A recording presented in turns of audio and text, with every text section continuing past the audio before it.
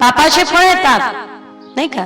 दैहिक दैविक भौतिक ताप, देहाला लागलेले, मनाला लागलेले आणि अनेको प्रकृतीद्वारा निर्माण होणारे दैहिक दैविक भौतिक ताप, जे तापत्रयोन्मूलन, हे ताप पापाचं फळ आहे. आगीवर पाय पडला, चुकून पडला तरी आणि मुद्दाऊन ठेवला तरी ते दाह करणार की नाही? चुकीचे कर्म झाले, पाप झालं की ताप होतोच, ताप होतो.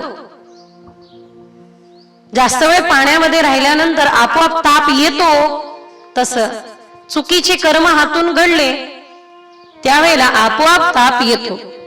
ते तापत्रयोन्मूलनम हा सगळ्यात महत्वाचा विषय पुढे ठेवलाय. म्हणून या ठिकाणी पुढे सांगताय की निर्मत्सराणाम सताम, जो निर्मत्सर होतो तो अधिकारी आहे भागवताचा. पहा बरं, भागवत सुरू करण्या अगोदर वेद महर्षी व्यासजी निर्मत्सर व्हायला लावताय. क्रोध सोडा नाही म्हटलं, काम सोडा नाही म्हटलं, मत्सर सोडा.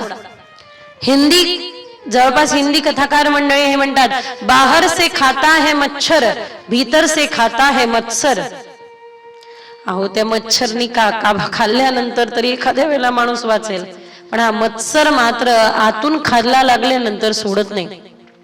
आपण आपल्यात राहत नाही, बनावटी होऊन जातो. एखाद्या जीवाचा मत्सर जर का आपल्या मनामध्ये आला तर जोपर्यंत एक तर त्याला उद्ध्वस्त करतो नाही तर स्वतःला उद्ध्वस्त करतो.